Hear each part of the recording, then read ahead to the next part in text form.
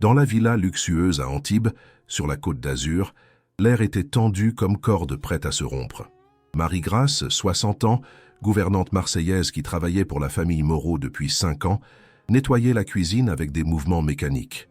Mais ses oreilles écoutaient, toujours écoutaient, parce que dans la zone de la piscine, Isabelle Costa, 38 ans, fiancée d'Alexandre Moreau, était encore en train de maltraiter les jumeaux.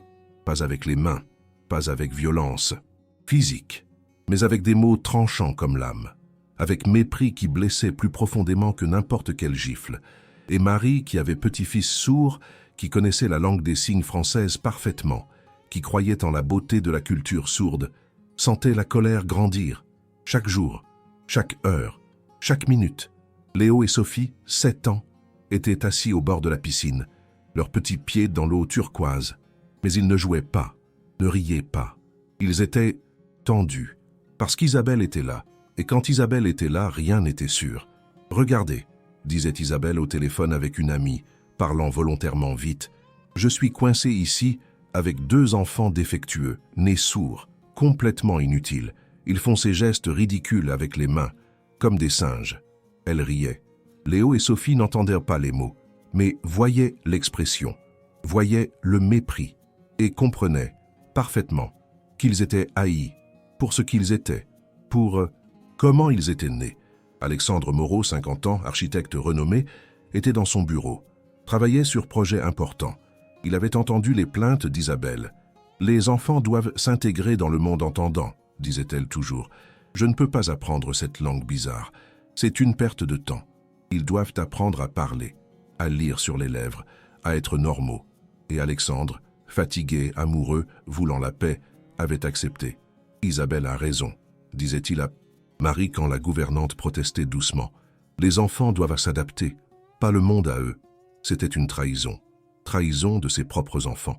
Mais Alexandre ne le voyait pas encore. Il était aveugle, par mauvais amour, par paresse émotionnelle. Cet après-midi-là, Alexandre partait pour une réunion à Nice. « Je reviens dans 3 heures », disait-il en embrassant Isabelle. « Sois gentil avec les enfants. » Isabelle souriait doucement. « Bien sûr, chérie, je serai parfaite. » Mais dès que la voiture disparaissait au-delà du portail, le sourire tombait, le masque disparaissait, et le monstre émergeait. Elle se tournait vers Léo et Sophie. Enfin, 3 heures sans devoir faire semblant. Elle marchait vers eux d'un pas décidé. « Levez-vous, sortez de la piscine. Je ne veux pas vous regarder. » Les enfants se levaient rapidement, petites mains bougeant nerveusement, essayant de communiquer, essayant de comprendre ce qu'elles voulaient. Mais Isabelle ne regardait pas leurs mains. Les ignorait délibérément. Léo faisait un signe, main qui bougeait avec grâce. C'était un nouveau signe qu'ils avaient appris à l'école. Famille, main ouverte sur la poitrine. Puis, s'ouvrant, il voulait montrer à Isabelle, voulait partager, voulait la connexion. Sophie l'aidait, faisant le même signe, souriant timidement, espérant, toujours espérant que peut-être aujourd'hui serait différent. Peut-être qu'aujourd'hui, Isabelle verrait la beauté, les verrait, eux, vraiment. Mais Isabelle regardait, qu'avec dégoût pur. « Qu'est-ce que vous faites? Ces gestes ridicules encore ?» La voix était tranchante, cruelle. « Arrêtez, arrêtez ce cirque !» Elle criait même en sachant qu'ils n'entendaient pas le volume. Mais il voyait la colère, voyait la haine. Léo essayait encore, plus lentement, plus clairement. Signe pour famille. Il voulait qu'elle comprenne, qu'elle voie, qu'ils essayaient, qu'ils voulaient inclure. Mais Isabelle explosait, s'approchait rapidement, attrapait les poignets de Léo. Avec force, avec violence, forçait les petites mains du garçon vers le bas, les tenant fermement, immobile. « Utilise des mots !» criait-elle en plein visage. « Si tu as des mots, si tu as un cerveau, arrête avec ces trucs de singe !» Léo essayait de se libérer, la douleur dans les poignets. Mais plus que la douleur physique, la douleur dans l'âme. C'était l'humiliation, c'était le déni de lui-même, de qui il était. Sophie commençait à pleurer, silencieusement, comme toujours, larmes qui descendaient sans son. Marie voyait tout, depuis la fenêtre de la cuisine, voyait Isabelle attraper les poignets de Léo, voyait l'expression du garçon, voyait Sophie qui pleurait, et quelque chose en elle se brisait. Non, ne se brisait pas, explosait. 5 ans à témoigner de l'abus psychologique. 5 ans à voir des enfants beaux, intelligents, parfaits, être traités comme défectueux, comme honte, comme erreur. Assez, murmurait-elle. Assez. Elle posait le torchon, marchait vers la porte, ne courait pas, marchait, avec un calme terrifiant, avec détermination absolue, avec colère juste qui avait attendu trop longtemps pour être libérée. Elle sortait dans la zone piscine. Isabelle avait libéré Léo, mais continuait à insulter. « Vous ne serez jamais normaux. Vous ne ferez jamais partie de cette famille. Vous êtes une honte. Vous êtes... » Mais elle ne finissait pas, parce que Marie était là, debout, à 2 mètres, les yeux qui brûlaient. Isabelle se retournait. « Oh, la domestique. Qu'est-ce que tu veux ? Retourne à la cuisine. » Mais Marie ne bougeait pas, ne parlait pas, seulement regardait. Et dans ce regard, Isabelle voyait quelque chose qui la faisait hésiter, voyait une promesse. Promesse de justice, promesse de conséquence, promesse qu'aujourd'hui, enfin, elle paierait pour chaque mot cruel, pour chaque geste méprisé, pour chaque larme causée. J'ai dit « retourne à » commençait Isabelle, mais Marie avançait. 1 pas, 2 pas, 3. Isabelle reculait. « Qu'est-ce que tu penses faire ? Je suis la fiancée de ton patron, je vais te faire renvoyer. » Mais Marie parlait enfin, voix basse, contrôlée, mais pleine de quelque chose qui faisait trembler. « Mon petit-fils est sourd, il a 10 ans, et quand il fait des signes, je vois de la poésie, je vois de l'intelligence, je vois de la beauté. » Elle faisait un autre pas. « Mais toi, tu vois un cirque, tu vois des singes, tu vois des défauts. » Autre pas. « Aujourd'hui, je t'enseigne une leçon, leçon que tu n'oublieras jamais. » Isabelle essayait de courir, mais Marie était rapide, étonnamment rapide pour 60 ans. Elle attrapait les poignets d'Isabelle, exactement comme Isabelle avait attrapé Léo, mais avec plus de force, avec détermination d'années de colère contenue. Tournait Isabelle, amenait les mains derrière le dos, tenait fermement. Isabelle criait « Lâche-moi, tu es folle !» Mais Marie ne lâchait pas. Avec la main libre, elle prenait un casque à réduction de bruit, un de ces casques coûteux qu'Alexandre utilisait pour travailler. Ils étaient sur la table proche. Elle les mettait sur la tête d'Isabelle. En forçant, Isabelle essayait de secouer la tête, mais Marie était déterminée, activait la réduction de bruit, volume au maximum, bruit blanc assourdissant. Et soudain Isabelle était dans un monde silencieux, mains immobilisées, oreilles bloquées, incapable de communiquer, d'entendre, d'utiliser les outils qu'elle avait toujours tenus pour acquis. Vous voulez savoir ce qui arrive quand le préjugé rencontre la justice? Laissez un like si vous applaudissez Marie. Abonnez-vous pour voir comment ça finit. Commentez « Justice » si votre cœur bat fort. D'Antibes, de Cannes, faites-nous savoir. Continuez. Le moment le plus puissant arrive. La panique explosait dans les yeux d'Isabelle. Elle essayait de parler. Mais avec le casque pompant du bruit blanc au volume maximum, elle n'entendait même pas sa propre voix. Elle essayait de libérer ses mains. Mais Marie tenait fermement, avec force née de 5 ans de colère juste. « Maintenant tu comprends ?» disait Marie, même si Isabelle n'entendait pas. « Maintenant tu sens ce qu'ils sentent chaque jour? Silence, isolement, impuissance. » Léo et Sophie regardaient, pas avec peur, mais avec quelque chose de différent. Justice. Enfin, quelqu'un protégeait, quelqu'un défendait, quelqu'un disait qu'ils avaient raison et qu'Isabelle avait tort. Marie tenait Isabelle ainsi pendant 30 secondes. 30 secondes qui, pour Isabelle, semblaient une éternité. Le monde disparut. Aucun son, aucune capacité de communiquer avec les mains, seulement obscurité sensorielle, panique pure. Puis Marie relâchait, enlevait le casque, lâchait les poignets. Isabelle s'effondrait sur le sol, respirait lourdement, les yeux pleins de larmes de choc. « Qu'est-ce que tu as fait ?» La voix tremblait. Marie s'agenouillait devant elle. « J'ai donné une leçon d'empathie. Pendant 30 secondes, tu as vécu comme ils vivent toujours, mais avec une différence importante. Tu savais que ça finirait. Eux n'ont pas cette certitude. Pour eux, c'est la vie, chaque jour, chaque moment. » Isabelle se levait, tremblant. « Tu es fini, fini. Quand Alexandre saura... » Mais Marie l'interrompait. « Quand Alexandre saura quoi? Que tu as attrapé les poignets de son fils? Que tu as appelé ses enfants cirque et singes? Que tu as dit qu'ils ne seront jamais normaux? » Elle pointait Léo et Sophie. « Ils ont tout vu. et peuvent raconter, pas avec la voix, mais avec les mains, et je vais traduire chaque signe. Isabelle réalisait le piège, réalisait que pour la première fois, les victimes avaient un témoin, avaient une voix, à travers Marie, à travers quelqu'un qui parlait leur langue. Juste à ce moment, on entendait un bruit de voiture. Alexandre revenait, plus tôt que prévu. La réunion avait été brève. Il entrait par la porte latérale. Voyait la scène dans la zone piscine. Isabelle sur le sol, Marie debout, au-dessus d'elle, Léo et Sophie qui regardaient avec expressions intenses. Qu'est-ce qui se passe ici? La voix était choquée. Isabelle se levait rapidement, courait vers Alexandre. Cette folle m'a attaqué, elle m'a mis un casque, elle a tenu mes mains, elle est devenue folle, renvoie-la maintenant. Mais Alexandre ne regardait pas Isabelle. Il regardait ses enfants. Leur petit visage disait quelque chose d'important, quelque chose qu'il ne pouvait pas ignorer. Il s'agenouillait devant Léo et Sophie. Qu'est-ce qui s'est passé? Vraiment?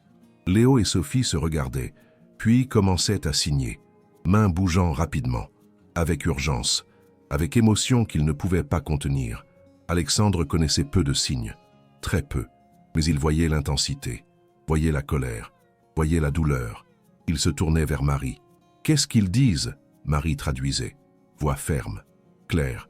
Ils disent qu'Isabelle a attrapé les poignets de Léo, avec force. Il y a encore des marques rouges. Regardez. Alexandre regardait. Effectivement, les poignets de Léo avaient des marques, doigts qui avaient pressé, avec violence. Marie continuait à traduire.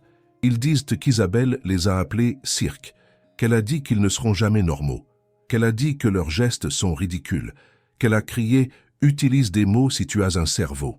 Chaque phrase était un poignard dans le cœur d'Alexandre. Et ils disent « Marie faisait une pause, voix se fissurant légèrement, qu'elle fait ça toujours, chaque jour, depuis qu'elle est arrivée.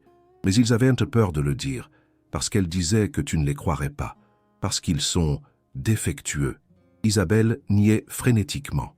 Mensonges, tous des mensonges. Ce sont des enfants, ils cherchent l'attention. Tu me crois, n'est-ce pas, Alexandre? Tu m'aimes. Mais Alexandre regardait ses enfants, voyait les larmes dans les yeux de Sophie, voyait les marques rouges sur les poignets de Léo, voyait comme il tremblait, comme il s'accrochait à Marie, pas à lui, pas au père, mais à la gouvernante, parce que la gouvernante avait protégé. Le père n'avait pas vu, n'avait pas voulu voir. « Isabelle, disait-il lentement, as-tu déjà dit ces choses ?» Isabelle hésitait, seulement une fraction de seconde, mais c'était suffisant. J'essayais seulement de les éduquer, de les faire s'intégrer. C'est pour leur bien. C'était une admission masquée en justification. Alexandre se levait. Éducation. Appeler des enfants cirque, les attraper avec violence, leur dire qu'ils ne seront jamais normaux. La voix montait. Ce n'est pas de l'éducation. C'est de l'abus. C'est de la cruauté. C'est... Il ne trouvait pas les mots. Il se tournait vers Marie. Et toi, qu'as-tu fait exactement? Marie expliquait, sans excuse, sans justification. J'ai pris ses poignets, je les ai tenus derrière son dos, comme elle l'a fait avec Léo, puis j'ai mis un casque à réduction de bruit, volume maximum, pendant 30 secondes. Ainsi elle pouvait sentir ce que signifie être privée de communication, de sens, de contrôle. Alexandre regardait choqué. Tu as fait de la violence? Marie secouait la tête. Non, j'ai fait de la justice poétique. J'ai donné une leçon qu'aucun mot ne pouvait enseigner. Pendant 30 secondes, elle a vécu ce que ses enfants vivent chaque jour. Et peut-être, juste peut-être, elle comprendra. Alexandre ne savait pas quoi dire. Une partie de lui était scandalisée. La gouvernante avait mis les mains sur sa fiancée. Mais une autre partie plus profonde, comprenait, voyait les marques sur les poignets de Léo, voyait comment les enfants s'accrochaient à Marie, voyait la vérité qu'il avait évitée pendant des mois. Il se tournait vers Isabelle. « C'est vrai, tout ce qu'ils ont dit ?» Isabelle voyait qu'elle perdait. « Alexandre, chéri, je t'aime, mais ces enfants sont si difficiles. Ils ne répondent pas, ne parlent pas. Comment puis-je les aimer ?» C'était la confession finale. C'était la vérité nue. Elle n'aimait pas les enfants. Elle les haïssait, pour ce qu'ils étaient, pour comment ils étaient nés. Alexandre sentait quelque chose se briser à l'intérieur. « Sors !» disait-il d'une voix dangereusement calme. Quoi? Isabelle était confuse. Sors de ma maison, maintenant. La voix montait. Maintenant. Isabelle essayait encore. Mais nous sommes fiancés. On allait se marier. Tu m'aimes. Alexandre la regardait comme s'il la voyait pour la première fois. J'aimais une illusion. J'aimais un masque. Tu es une personne qui hait des enfants innocents parce qu'ils sont nés différents. Tu es une personne qui appelle mes enfants « cirque ». Tu es une personne qui utilise la violence physique. Je ne te veux pas dans ma vie. Je ne te veux pas près de mes enfants. Sors. C'était final. C'était définitif. Il n'y avait pas de place pour discussion. Isabelle attrapait son sac. Tu vas le regretter. Tout. Le monde saura. Je dirai à tout le monde que tu es fou, que tes enfants sont... Mais Alexandre avançait vers elle. Termine cette phrase. Je te défie. Termine. Et j'appelle la police pour abus de mineurs, avec témoins, avec marque physique, avec tout. Isabelle fermait la bouche, se retournait, marchait vers la porte. Mais avant de sortir, lançait dernière flèche. Bonne chance avec tes enfants cassés. C'était le venin final. C'était la cruauté ultime. Alexandre devait se retenir, physiquement de la suivre. Mais Marie touchait son bras. Laissez-la partir, elle ne vaut pas la colère, seulement qu'elle s'en va. Après qu'Isabelle partait, la maison tombait dans un silence lourd. Alexandre s'asseyait sur une chaise, tête entre les mains. Qu'est-ce que j'ai fait? Comment ai-je permis ça? Marie s'asseyait à côté. Vous avez aimé la mauvaise personne. Ça arrive. Mais Alexandre secouait la tête violemment. Non, c'est plus que ça. J'ai trahi mes enfants. Pendant des mois, j'ai laissé cette femme les maltraiter, les appeler des noms, les faire se sentir défectueux. Et moi, j'ai dit qu'ils devaient s'adapter, que c'était pour leur bien.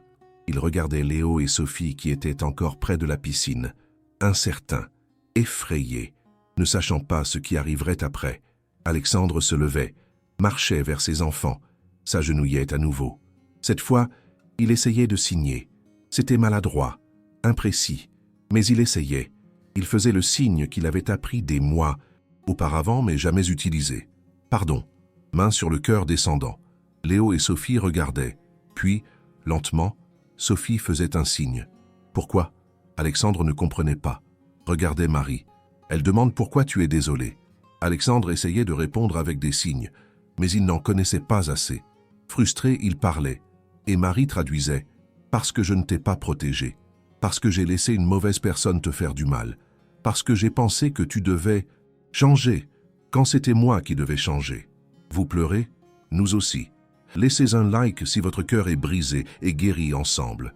Abonnez-vous pour la fin qui va tout changer. Commentez « Protection » si vous croyez que les enfants méritent des défenseurs. Continuez, la transformation va commencer. Ce soir-là, Alexandre prenait une décision qui changerait tout. Demain, annonçait-il à Marie, je commence un cours intensif de langue des signes française. Chaque jour, 3 heures par jour, jusqu'à ce que je ne parle couramment avec mes enfants. Marie acquiesçait avec approbation. C'est la bonne décision, mais monsieur, pas seulement pour communiquer, mais pour montrer qu'ils sont parfaits, que leur langue est belle, qu'ils n'ont pas besoin de changer. Alexandre comprenait. Oui, exactement. C'est moi qui dois changer, pas eux. C'était une révélation qui arrivait trop tard, mais pas trop tard pour réparer, pas trop tard pour reconstruire. Dans les jours suivants, la maison se transformait. Alexandre engageait un professeur de LSF. Il venait chaque matin. « Vous ne voulez pas que les enfants apprennent » demandait le professeur. « Non » répondait Alexandre. « Ils savent déjà. C'est moi qui dois apprendre. » Et il apprenait, avec dévotion féroce, avec urgence de père qui avait perdu du temps, qui avait échoué, qui devait rattraper. Ses mains, habituées à dessiner des bâtiments, apprenaient maintenant à dessiner des mots dans l'air. C'était maladroit. Il faisait des erreurs, mais il essayait. Et Léo et Sophie voyaient le père essayer, échouer, réessayer. Et lentement, timidement, commençait à croire. 2 semaines après l'expulsion d'Isabelle, Alexandre avait sa première vraie conversation avec ses enfants. Pas à travers Marie, pas à travers un interprète, mais directement. C'était le soir. Ils étaient assis dans le jardin. Alexandre faisait un signe. « Comment vas-tu » Sophie répondait. « Bien » Puis elle hésitait, faisait un autre signe. « Papa, apprends. » Ce n'était pas une question, c'était une observation, mais avec émerveillement, avec espoir. Alexandre acquiesçait. faisait le signe qu'il avait pratiqué toute la journée. « Je t'aime. Toujours. » Sophie souriait, première fois en semaine, et répondait « Moi aussi. » 2 mots, mais qui signifiaient l'univers. Un mois plus tard, Alexandre organisait une réunion, avec l'école des enfants, avec les thérapeutes, avec tous ceux qui avaient toujours dit que Léo et Sophie devaient s'intégrer. « Je veux dire quelque chose, annonçait-il. Mes enfants n'ont pas besoin de changer. Ils n'ont pas besoin de s'adapter à notre monde. Nous devons nous adapter au leur. Je veux que l'école offre plus de soutien en LSF. Je veux que la thérapie se concentre non pas sur les faire parler, mais sur les faire s'épanouir dans leur langue. » Certains protestaient. Mais Monsieur Moreau, le monde est celui des entendants. Ils doivent se préparer. Alexandre répondait avec fermeté. Le monde peut changer, et il commencera à changer dans ma maison, dans leur école, dans leur vie. 3 mois plus tard, Alexandre faisait quelque chose de révolutionnaire. Il engageait un tuteur sourd, un adulte sourd qui utilisait la LSF couramment. « Je veux que mes enfants aient un modèle », expliquait-il à Marie. « Quelqu'un qui montre qu'être sourd n'est pas une limite, c'est juste une façon différente d'être. » Le tuteur, Marc, 35 ans, sourd depuis la naissance, arrivait. Et pour la première fois, Léo et Sophie voyaient un adulte comme eux, qui vivait, qui travaillait, qui riait, qui était complet, pas défectueux, pas cassé, mais entier. C'était un cadeau qu'Alexandre ne savait pas qu'il donnait, mais qui changeait tout. 6 mois après cette terrible nuit avec Isabelle, la maison était différente, complètement. Alexandre et les enfants parlaient couramment maintenant, riaient ensemble, discutaient, se disputaient, comme toute famille, mais en LSF, belle, fluide, expressive. Marie regardait avec des larmes de joie. « Vous avez fait un miracle », disait-elle à Alexandre un soir. Mais Alexandre secouait la tête. « Non, tu as fait le miracle, ce soir-là, quand tu as enseigné la leçon, quand tu as protégé alors que je ne protégeais pas. Tu as sauvé ma famille. » Marie souriait. « Nous avons sauvé ensemble. J'ai ouvert les yeux. Vous avez fait le travail. » Un jour, arrivait une lettre d'Isabelle. Alexandre l'ouvrait avec prudence, lisait. C'était des excuses? Non, c'était une menace légale, pour agression, pour licenciement injuste, pour diffamation. Alexandre riait amèrement. Elle ne comprend toujours pas. Elle pense toujours qu'elle est la victime. Il montrait la lettre à un avocat. « Que puis-je faire ?» L'avocat lisait. « Nous avons un témoin, des marques physiques sur l'enfant. Et si vous voulez, nous pouvons contre-attaquer pour abus de mineur. » Alexandre réfléchissait, puis décidait. « Non, laissons tomber. Ça ne vaut pas l'énergie. Ça ne vaut pas le temps. Avec mes enfants, réponds que si elle retire, nous ne poursuivons pas. Sinon, nous montrons tout. » Isabelle retirait, silencieusement. C'était la défaite finale. 1 an plus tard, Alexandre recevait une invitation. Conférence sur l'éducation pour enfants sourds. Nous aimerions que vous parliez, comme père qui a appris, qui a changé. Alexandre était nerveux. Je ne suis pas expert, je suis juste père. Mais les organisateurs insistaient. Exactement. On a besoin de la voix d'un parent, de quelqu'un qui s'est trompé et qui a corrigé. Alexandre acceptait. Sur scène, devant des centaines, il racontait. J'ai permis que ma fiancée maltraite mes enfants, les appelle défectueux, parce que je croyais qu'ils devaient s'adapter. Puis une gouvernante courageuse a donné une leçon, pas aux enfants, mais à la fiancée et à moi. Elle a montré physiquement ce que signifie être privé de communication. Et j'ai compris, j'ai changé, j'ai appris. La salle applaudissait, mais Alexandre continuait. Je ne suis pas un héros, je suis un père qui a échoué, mais qui a eu une seconde chance, grâce à une femme courageuse et à des enfants qui ont pardonné. Il appelait Marie sur scène. Elle protestait, mais Alexandre insistait. Sans elle, j'aurais perdu mes enfants, pas physiquement, mais émotionnellement. Elle a enseigné que la justice parfois requiert action directe, que la protection parfois signifie faire des choses inconfortables, difficiles, mais nécessaires. Marie parlait. Brièvement, j'ai fait seulement ce qu'une grand-mère fait. Protège les petits, enseigne à qui fait mal, montre l'amour. C'était une simplicité qui émouvait tout le monde. 2 ans après cette nuit, Léo avait 9 ans.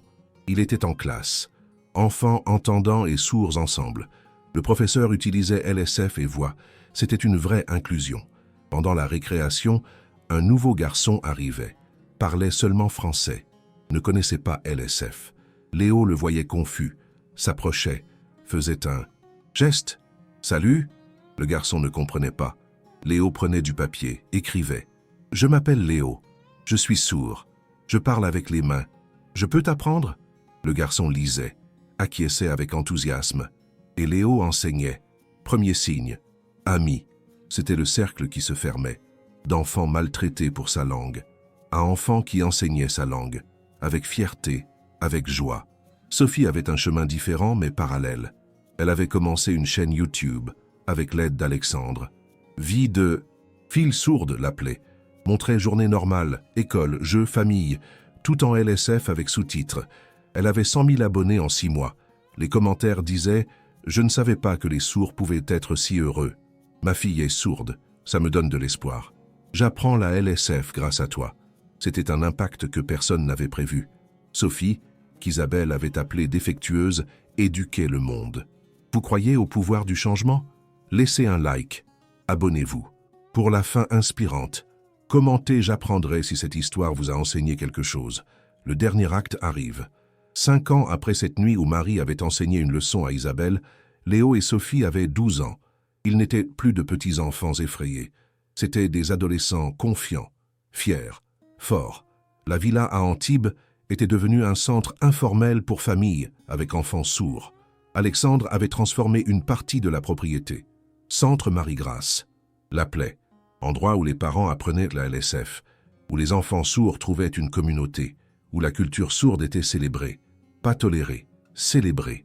Marie, maintenant 65 ans, était directrice honoraire. « Je n'ai jamais pensé qu'une leçon de 30 secondes mènerait à ça », disait-elle souvent. Alexandre avait 55 ans. Il avait quitté l'architecture. Pas complètement, mais l'avait transformée. « Je conçois des espaces accessibles maintenant », expliquait-il.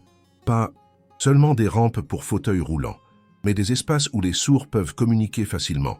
Éclairage parfait pour voir les signes. Acoustique qui réduit l'écho pour ceux qui utilisent des appareils auditifs. Design universel véritable. Il était appelé dans le monde entier, pour conférences, pour projets. Architecte qui a appris de ses propres erreurs, disaient les articles. Il ne s'offensait pas. C'était vrai. Il avait appris, douloureusement, mais complètement. Un jour, arrivait un email inattendu d'Isabelle, après 5 ans de silence. Alexandre hésitait, puis ouvrait, lisait. « Alexandre, je sais que je ne mérite pas de réponse, mais je dois dire, ce soir-là, quand Marie m'a enseigné, j'ai haï pendant des mois, des années, mais lentement j'ai commencé à comprendre. J'ai fait une thérapie, j'ai lu, j'ai appris sur la culture sourde et j'ai compris. J'étais un monstre, je ne demande pas pardon, mais je veux que tu saches. J'apprends la LSF, je travaille avec des enfants sourds comme bénévole, essayant de réparer, pas avec toi, pas avec Léo et Sophie, mais avec d'autres. C'est la seule rédemption possible. » Alexandre lisait 2 fois, 3 fois. Il ne savait pas comment se sentir. Il montrait l'email à Marie. « Qu'en penses-tu » Marie lisait attentivement. « Je pense que la leçon a fonctionné. Ça a juste pris 5 ans. Parfois les graines poussent lentement, mais elles poussent. » Alexandre acquiesçait. « Je réponds ?» Marie réfléchissait. « Ça dépend de vous. Mais si vous répondez, peut-être dites ceci. Je ne peux pas pardonner pour mes enfants, mais je respecte que tu changes. Continue. » Alexandre écrivait exactement cela. C'était une clôture, pas une réconciliation, mais une reconnaissance que les gens peuvent changer, même les pires, avec temps, avec travail, avec volonté. 10 ans après cette nuit, Léo avait 17 ans. Il allait entrer à l'université. « J'étudie l'ingénierie du son », annonçait-il. Alexandre était confus. « Mais tu es sourd. » Léo souriait, signait « Exactement. Je veux créer des technologies pour sourds, pas pour nous faire entendre, mais pour nous faire vivre mieux. Alarme visuelle, traducteurs automatiques de voix en LSF, chose qui améliore notre vie, dans notre langue. » C'était du brillant, c'était de la vision. Alexandre était incroyablement fier. « Mon fils est un génie. » Léo riait. « Non, je suis un sourd qui veut aider d'autres sourds. C'est tout. » Sophie avait 17 ans. Elle avait pris un chemin différent. « Je veux être actrice, » annonçait-elle, « mais pas dans des films seulement pour sourds. Je veux être dans des films normaux, où le personnage est sourd, mais l'histoire n'est pas sur la surdité. C'est juste un personnage qui se trouve être sourd. C'était une distinction importante. Je ne veux pas être l'actrice sourde courageuse, expliquait-elle. Je veux être actrice, qui se trouve être sourde, comme on ne dit pas actrice aux yeux marrons courageuse. Alexandre comprenait parfaitement. Sa fille voulait la normalité, pas de la pornographie inspirationnelle. Voulait être vue, pas comme symbole, mais comme personne. 15 ans après cette nuit, Marie avait 75 ans. Elle ralentissait physiquement, mais travaillait encore au centre. Un jour, un jeune couple arrivait, avec petite fille de 4 ans, fraîchement diagnostiquée sourde. La mère pleurait. Que faisons-nous? Comment vivra-t-elle? Sera-t-elle heureuse? Marie prenait la main de la mère. Regardez, pointait par la fenêtre. Léo et Sophie étaient là, en visite depuis l'université, riant, signant avec animation, vivant, heureux, complet. Voilà la réponse. Votre fille vivra, sera heureuse, si vous apprenez sa langue, si vous célébrez qui elle est, pas qui vous voulez qu'elle soit. La mère regardait, voyait, commençait à comprendre. 20 ans après cette nuit, Alexandre avait 70 ans. Il publiait un livre. La leçon, comment 30 secondes ont tout changé. Il racontait l'histoire complète. Isabelle, le mauvais traitement. Marie, la leçon physique, l'éveil, la transformation. Je ne justifie pas la violence, écrivait-il dans l'introduction, mais parfois, une leçon drastique est la seule qui fonctionne. Marie a risqué son emploi, sa liberté, tout, pour protéger des enfants que personne ne protégeait, y compris leur père. Je suis reconnaissant, et humilié, et changé pour toujours. Le livre devenait best-seller, discuté partout. Certains critiquaient la méthode de Marie, d'autres la célébraient. Mais tous étaient d'accord, ça avait fonctionné.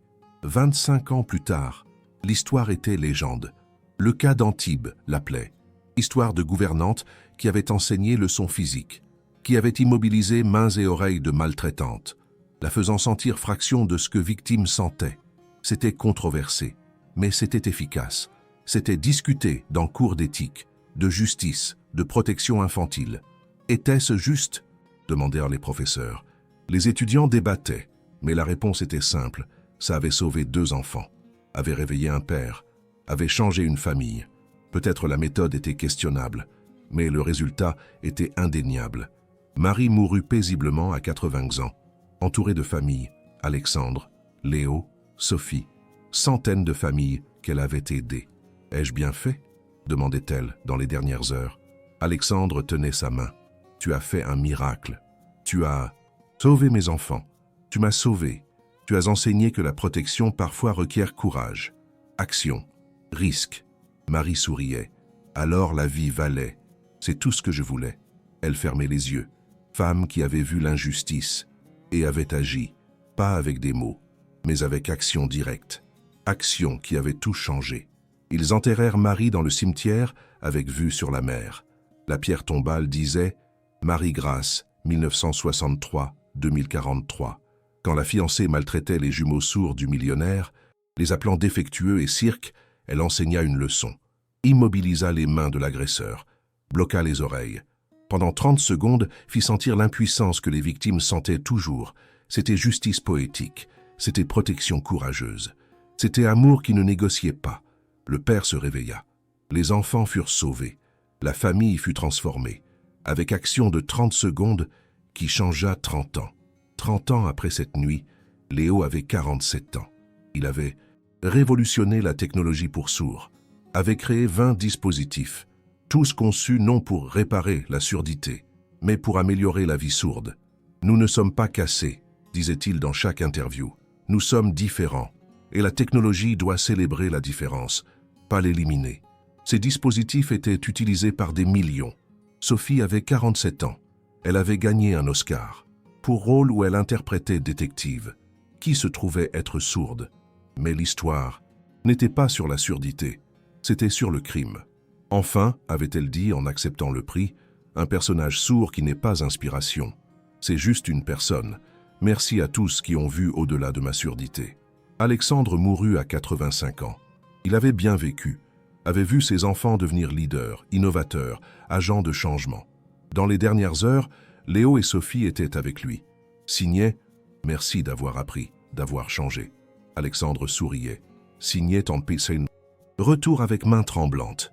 Merci d'avoir pardonné, d'avoir enseigné, d'être qui vous êtes. Parfait, toujours parfait. C'était la dernière conversation. Dans la langue qu'il avait apprise trop tard, mais qu'il avait apprise complètement. C'était la rédemption, c'était l'amour, c'était la famille, parce que c'était la vérité finale.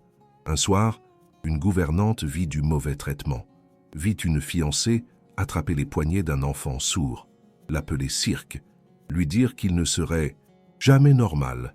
Et cette gouvernante n'appela pas à l'aide, n'attendit pas le père, agit, attrapa les poignets de l'agresseur, bloqua les oreilles, pendant 30 secondes, fit sentir l'impuissance, l'isolement, la peur que les victimes sentaient quotidiennement.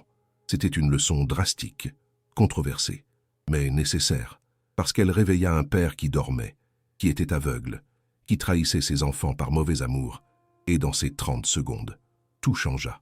Le père ouvrit les yeux, apprit la langue des enfants, célébra la différence, construisit un centre, écrivit des livres, changea de carrière, dédia sa vie à réparer, et les enfants qui avaient été appelés défectueux, cirques, anormaux, devinrent leaders, innovateurs, fierté de la communauté sourde, pas malgré la surdité, mais avec la surdité, comme partie de qui ils étaient, comme force, comme identité, comme beauté, tout parce qu'une gouvernante eut le courage d'enseigner une leçon, avec les mains, avec un casque, avec justice poétique qui parla plus fort que 1000 mots, comme Marie enseigna, comme Alexandre apprit, comme Léo et Sophie s'épanouirent, dans leur langue, dans leur identité, dans leur perfection. Vous croyez en la justice poétique? Laissez un like si Marie est votre héroïne. Abonnez-vous pour plus d'histoires de courage. Commentez « Je défendrai » si vous protégeriez les vulnérables.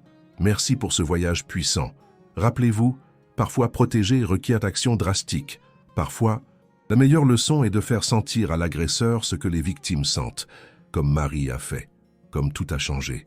Au revoir.